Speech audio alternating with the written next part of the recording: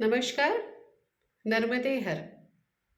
नर्मदा परिक्रमा एक विलक्षण अनुभूति के 31वें खंड में, 31वें भाग में, 31वें पर्व में मैं डॉक्टर सुरुचि अग्निहोत्री नाइक आप सभी का स्वागत करती हूँ। पिछली बार हमने एक मंत्र देखा था जो कह रहा था, यह मेरा नहीं है, इदम न मम। और इसी मंत्र को मन में घोलते घोलते हम आगे जा रहे थे।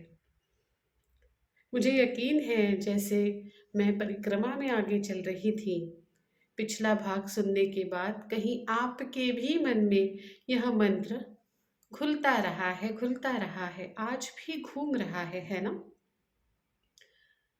मेरे साथ भी बिल्कुल ऐसा ही हुआ।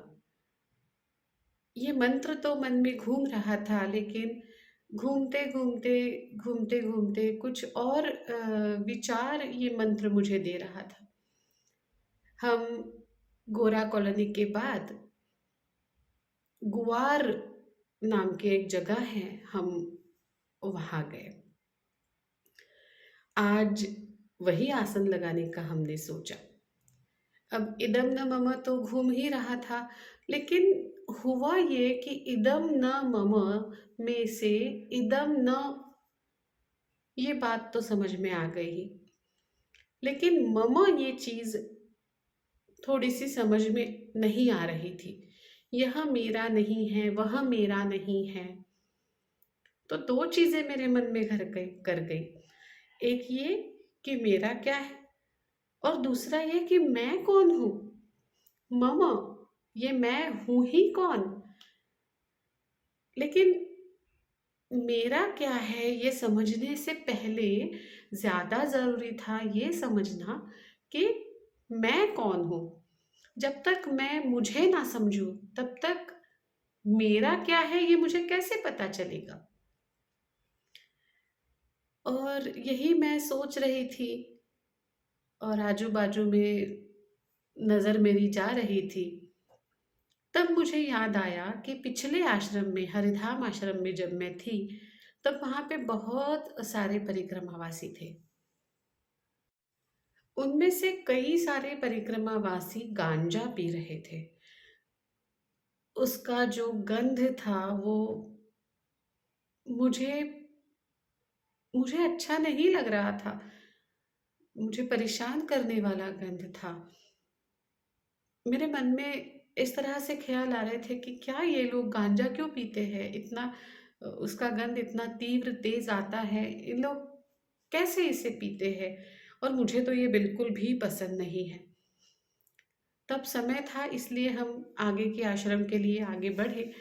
लेकिन फिर मैंने ये सोचा कि अगर मुझे वहां रुकना पड़ता तो।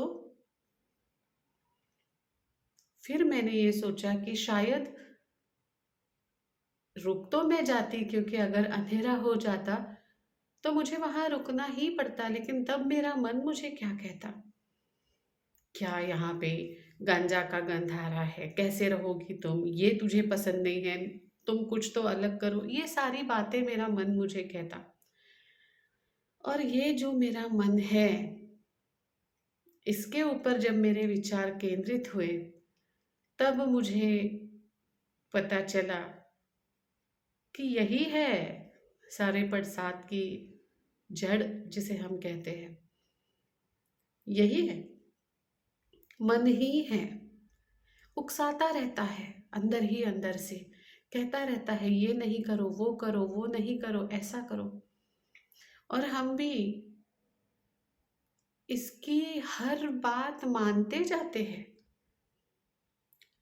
ऐसा नहीं कि हमें पता नहीं होता कि ये सही है या ये गलत है, हमें सब पता होता है। लेकिन फिर भी हम इसकी बातें मानते हैं बहुत ज्यादा। हम उसके लाड़ करते हैं बहुत ज्यादा। उसको उसको हम जो चाहिए वो देने के पीछे ही पड़े रहते हैं। मन ने कहा यहाँ नहीं रहना है तो यहाँ नहीं रहना है। वो मांगते रहता है, हम पूरा करते रहते हैं, वो मांगते रहता है, हम पूरा करते रहते हैं। मन ही तो है। फिर मेरे मन में ही ये विचार आया कि क्यों ऐसा, ऐसा हम क्यों करते हैं? हम जितने अपने मन के लाड़ पूरे करते हैं, जितने हम अपने मन की मांगे पूरी करते हैं, हमारा सारा दिन तो उसी में जाता है। आज क्या तो भाई मन ने ये मांगा है, चलो आज इसे पूरा करो। कल क्या तो मन ने वो मांगा है, चलो इसे पूरा करो। इसके ऊपर कुछ इलाज हो सकता है क्या? अब मान के चलिए, कोई इंसान जिसे हम जानते नहीं हैं, पहचानते नहीं हैं, वो अगर हमारे पास आता है और कहता है हमें ये चाहिए, हमें वो चाहिए, हमें ये दे दो, हमें वो दे दो, तो क्या हम बिल्कुल पहले इसमें उसे दे देंगे? नहीं देंगे ना। हम सोचेंगे कि कौन है, इसे क्या चाहिए, इसे क्यों चाहिए, मुझसे ही इसने क्यों मांगा। बहुत सारी बातें हम सोचेंगे। क्यों सोचेंगे? क्योंकि उसे हम जानते नहीं हैं, वो हमारे लिए अनजान है,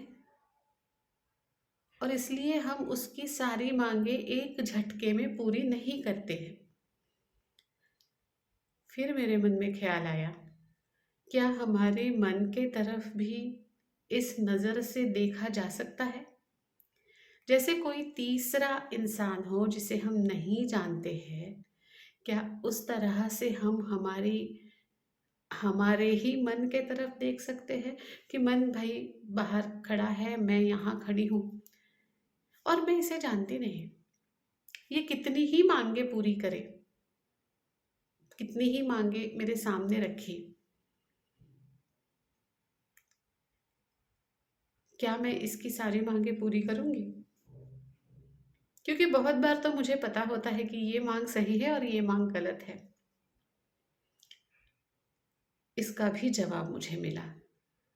सवाल मेरे मन में ये था कि इस मन को क्या त्रयस्थ की तरह, किसी तीसरे आदमी की तरह, जिन्हें हम जानते नहीं, पहचानते नहीं, क्या हम इस मन की तरफ इस नज़र से, अनजान नज़र से, अनजान नज़रिए से देख सकते हैं?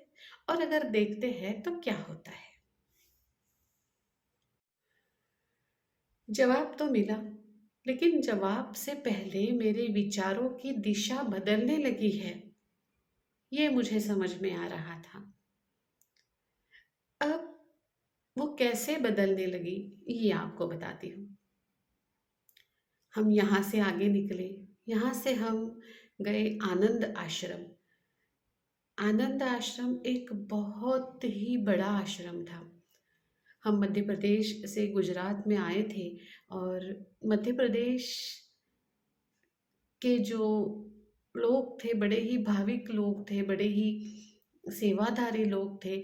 लेकिन अगर मध्य प्रदेश और गुजरात की तुलना ही की जाए तो धन संपत्ति गुजरात में ज़्यादा दिखाई पड़ रही थी। सेवा भाव तो दोनों ही तरफ था, लेकिन यहाँ बड़ी-बड़ी दीवारें, बड़े-बड़े घर लोगों के, अ, जिस आश्रम में, आनंद आश्रम में हम गए थे, वहाँ पे बहुत बड़ा सा, बहुत सुंदर सा मंदिर था। बहुत बड़ी जगह थी। परिक्रमा वासियों के लिए बड़े बड़े अलग अलग रूम थे। फिर उसमें बड़े बड़े से बाथरूम भी थे। भोजन तो क्या बताऊं, जैसे पंच पकवानों से भरा भोजन था। भोजन के बाद हाथ धोने के लिए दूध शक्कर था। भोजन के बाद गरम गरम दूध परिक्रमावासियों को दिया जाता था। भोजन भी चांदी की थाली में परोसा जाता था। तो ये जो सुबत्ता कह सकते हैं इसे, तो ये मैंने गुजरात में देखी। और हुआ ये कि मध्य प्रदेश के गरीब क्षेत्र से शूलपानी की झाड़ी, जहाँ उनके खाने पीने के लिए भी कुछ नहीं है, फिर भी वो सेवा कर रहे हैं ऐसे क्षेत्र से होकर। पहली बार मैंने इतना बड़ा आश्रम, इतना बड़ा अ, संपन्नता इतनी ज़्यादा मैंने देखी। तब पता है मुझे क्या याद आया? तब मुझे याद आया, मानो एक छोटा-सा बहुत गरीब बच्चा हो और जिसे हम ले जाते हैं कहीं बड़े से 5 स्टार होटल में, और वहाँ पे जो गद्दे होते हैं वो बड़े नरम-नरम गद्दे होते हैं, और ये बच्चा उस गद्दों पे बड़ा ज़ोर-ज़ोर से कूदता है, बहुत आनंद लेता है उन सारी चीज़ों का। उस वक़्त जब वो आनंद ले रहा होता है तब उसे पता होता है कि ये सारी चीज़ें मेरी नहीं हैं, ना ही मुझे ये सारी चीज़ें दोबारा मिलने वाली हैं। क्योंकि मुझे मेरी स्थिति मालूम है, मुझे मेरी परिस्थिति मालूम है। लेकिन उस वक़्त वो बच्चा ये नहीं सोचता कि ये गद्दा मुझे मिल जाए, ये 5 स्टार फैसिलिटीज़ जो है वो मुझे मिल जाए। उस वक़्त वो विचार उसके मन में आते ही नहीं। उसके 2 वजह है, क्योंकि एक तो वो बच्चा है, उसका मन अभी कोमल है, उसके मन में इतने बड़े-बड़े आसक्ति वाले ख़्याल है ही नहीं। उसका मन निष्पाप है क्योंकि वो बच्चा है, इनोसेंट जिसे हम कहते हैं। और दूसरा ये कि उसे उसकी स्थिति बहुत अच्छे से पता है, ये सारा मुझे नहीं मिल सकता, ये उसे पता है, लेकिन फिर भी वो खुश है, वो दुखी नहीं है, वो खुश है। वो क्यों खुश है? वो इसलिए खुश है कि आज ये खुशी मिल रही है तो आज मैं इसे क्यों ना समेट लूँ? वो यही सोचता है। आज जो खुशी मुझे मिल रही है वो तो बोनस है, कल मिले ना मिले पता नहीं। तो इसका आनंद मैं आज ही क्यों ना लूँ? जब ये विचार मेरे मन में आए, तब मुझे इदम न मम का असली मतलब समझ में आया। जो तुम्हारे पास आज है, उसका आनंद ले लो। जब तक वो तुम्हारे पास है, तब तक उसका आनंद ले लो। और जब वो तुमसे दूर हो जाता है, तब ये सोचो कि ये मेरा था ही नहीं, ये तो चला गया, ये तो जाना ही है। लेकिन हम क्या करते हैं?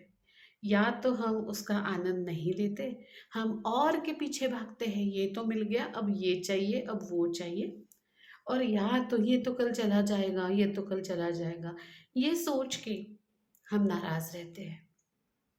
और एक छोटा बच्चा, हमें सिखाया जाता है, आज है, आज कर लो मज़ा, आज ले लो आनंद, कल नहीं है तो मेरा था ही नहीं इसलिए वो मेरे पास नहीं है।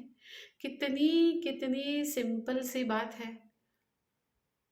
ज़िंदगी वैसे देखा जाए तो सरल ही है, हम उसे उलझा देते हैं, है ना?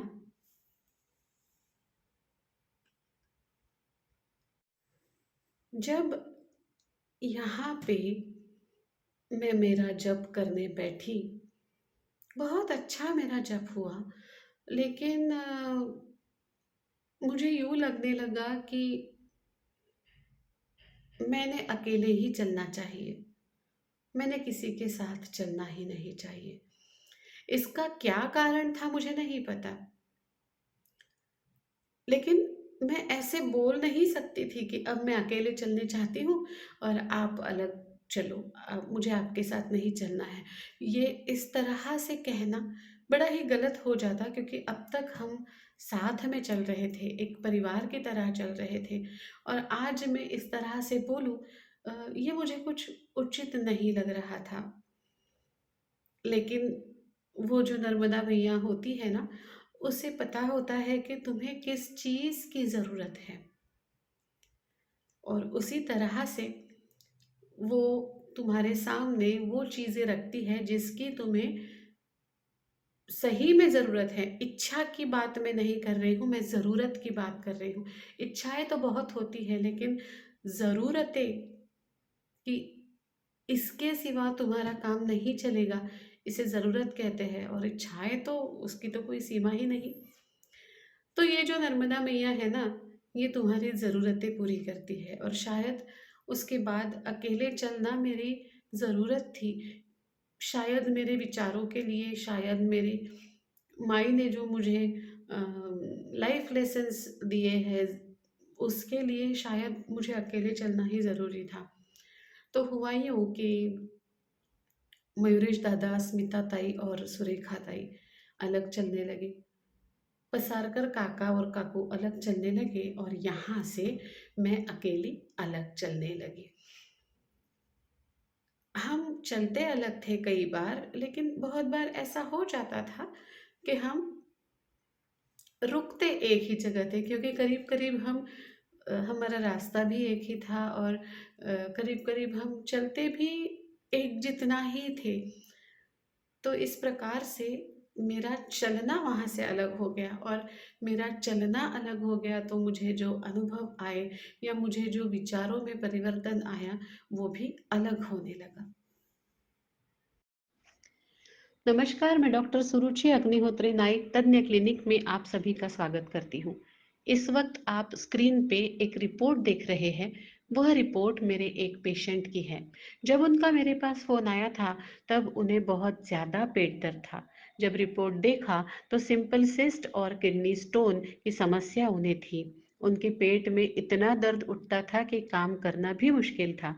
लेकिन आप पुराना और नया रिपोर्ट 2.5 महीने बाद का देख सकते हो, जिसमें उन्हें टिश्यू सॉल्ट थेरेपी से किडनी सिस्ट और किडनी स्टोन पर काफ़ी आराम मिला है। उनका पेट दर्द भी कम हो गया है। दिन भर जो उनका पेट दर्द होता था, वो अब नहीं होता। सुबह के समय थोड़ा-थोड़ा पेट दर्द अभी भी होता है। आप उनका व्हाट्सएप मैसेज पढ़ सकते हो, जिसका मैंने हिंदी में ट्रांसलेशन भी आपके लिए नीचे लाल अक्षर में दिया हुआ है। टिश्यू सॉल्ट थेरेपी एक बहुत ही प्रभावी चिकित्सा पद्धति है, जिसके कोई साइड इफेक्ट नहीं होते। तो आपको भी कोई भी समस्या है, तो आप टिश्यू सॉल्ट थेरेपी ले सकते हैं। इसके लिए संपर्क करें डॉक्टर सुरुचि अग्निहोत्री नाइक, तज्ञ क्लिनिक, और नंबर है 9823653511। धन्यवाद। हमारा अगला जो मुकाम था, हमारा अगला जो आसन लगाने का स्थान था, वह था रामानंद आश्रम। रामानंद आश्रम एक ऐसी जगह थी जहाँ पे पारद शिवलिंग, कांच जैसा पारे का बना हुआ पारा, मर्क्यूरी जिसे हम कहते हैं, थर्मामीटर में जो होता है ना वो, उसे पारद शिवलिंग कहते हैं। पारद शिवलिंग वहाँ पे था। और उससे भी अच्छी बात अगर कहूँ तो वहाँ पे जो महाराज जी उस वक्त गादी पे थे, उन महाराज जी का क्या कह सकते हैं, प्रभाव मुझ पर आया। अ, उनके बारे में सोच कर के, उन्हें देख कर के, उनकी दिनचर्या देख कर के मुझे रामदास स्वामी, एक जो संत हो गए, शिवाजी महाराज जी के जो गुरु थे, रामदास स्वामी, तो मुझे उनकी याद आने लगी। मुझे इन महाराज जी में और उनमें बहुत ही साम्य दिखने लगा, और कुछ ऐसा हुआ जो आश्चर्यकारक था। हाँ, बिल्कुल, जो आश्चर्यकारक था। लेकिन आज का पर्व जो है वो बड़ा होते जा रहा है, तो आज मैं नहीं बताऊँगी। मैं अगली खंड में, अगले पर्व में, अगले भाग में बताऊँगी वो आश्चर्य की बात क्या थी। कैसे उन्हें समझ में आया था कि मुझे क्या चाहिए? मेरे सवालों का जवाब उन्होंने किस तरह से दिया था? क्या मेरे सवाल थे? सब बताऊँगी, लेकिन अभी नहीं। अभी आपसे करूँगी फिर एक बार विनती। विनती ये कि ये अनुभव कथन मालिका अपने सारे परिवार वालों के साथ, अपने सारे दोस्तों के साथ शेयर करिएगा, साझा करिएगा, क्योंकि ये माई का प्रसाद है। और सिर्फ इतना करके आपको रुकना नहीं है, आपको इस वीडियो चैनल को लाइक करना है, सब्सक्राइब करना है, जो मेरे विचार हैं, ज़रूरी नहीं कि वो सभी आपको पसंद आए या आप उस उन विचारों से सहमत भी हो। तो आप कमेंट में आपको लिखना है कि क्या आप मेरे विचारों से सहमत हैं, या जिस तरह से मेरे विचारों की दिशा बदलती गई है, आपको क्या लगता है आगे ये दिशा किस तरफ गई होगी? आप कमेंट ज़रूर कीजिएगा। आखिरी में एक छोटी सी अपील फिर से एक बार, कृपा करके इस वीडियो चैनल को लाइक कीजिएगा, सब्सक्राइब कीजिएगा, शेयर कीजिएगा, कमेंट कीजिएगा और कीजिएगा थोड़ा सा इंतज़ार। अगले पर्व का जल्दी आने की कोशिश करती हूँ। तब तक के लिए नर्मदे हर, नर्मदे हर, नर्मदे हर।